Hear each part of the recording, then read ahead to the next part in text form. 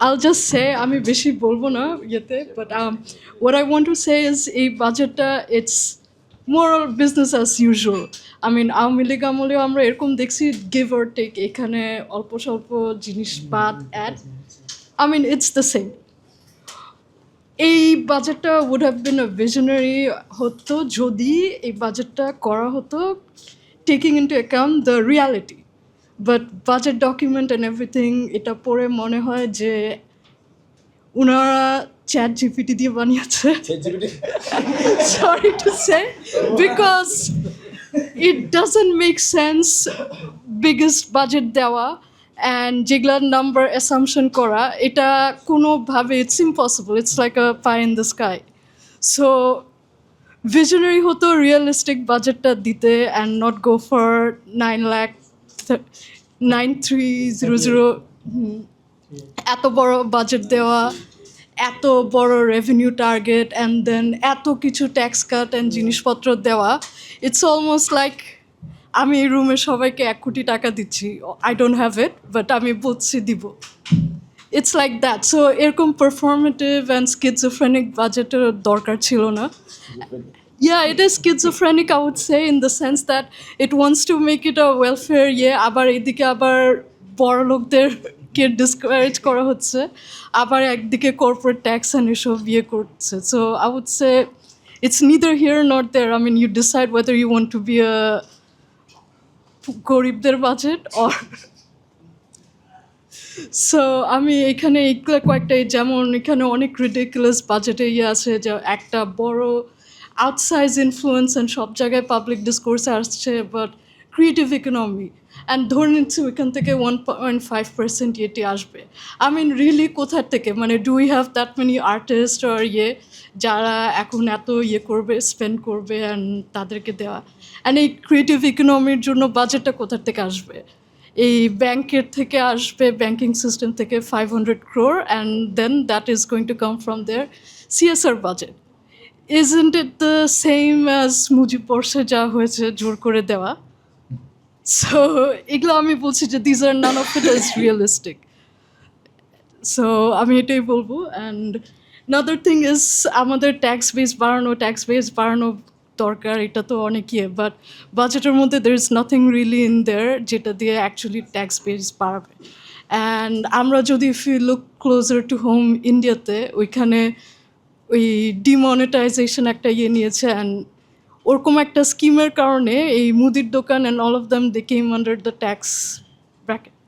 Tax net so বাজেটে এটা visionary and actually sincere and reform আর whatever you want to say হতো যে if there were some measures in there ওরকম কিছুই নাই এখন আপনি এখানে দেখবেন গলিতে গলিতে ভ্যানওয়ালারা ফ্রুটস বিক্রি করে দের আর সাম যারা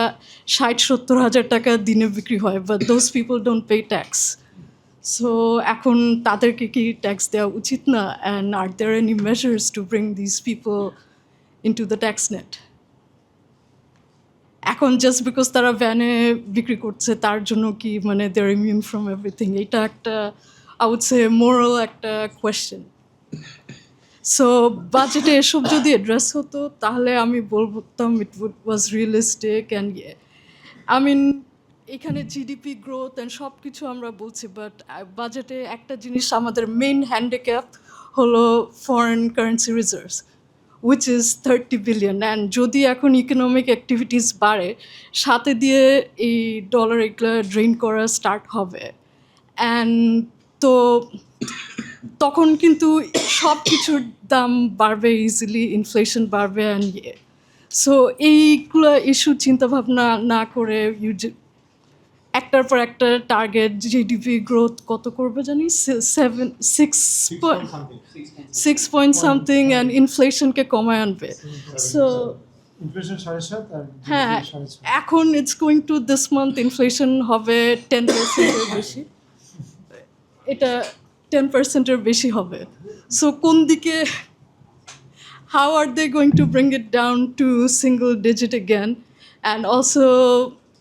stimulate economic growth job creation and everything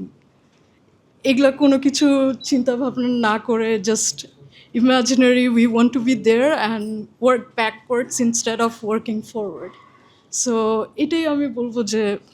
এই বাজেটের বিগেস্ট ফ্ল। অ্যান্ড আরেকটা জিনিস বলতে চাই যে এটা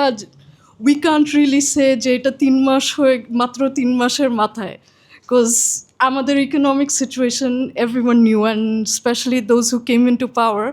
তারাও জানতো। তো এটার জন্য এখন হঠাৎ করে দের ইজ নো শক যে আল্লাহ এটা আমি জানতাম না এরকম অবস্থা। তো preparation missing, then too much ওয়েলফেয়ারের দিকে একবার ওয়েলফেয়ার, আরেকদিকে discouraging success I would say. যেমন স্টার্ট আপসদের জন্য 100 কোটি টাকা রেভিনিউর নিচে যাদের তাদের জন্য ট্যাক্স ফ্রি, বাট 100 crore উপর তাদের জন্য কিছু না। সো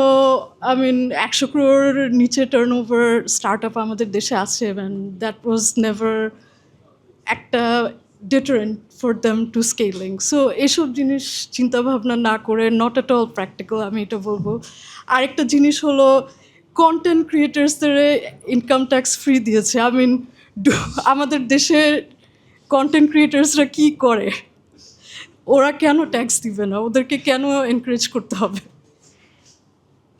সো এগুলো আমি বলবো যে it's like discouraging success. It can decide whether it wants to be a welfare economy or capitalist. And I would say basically in the end it wants to be a welfare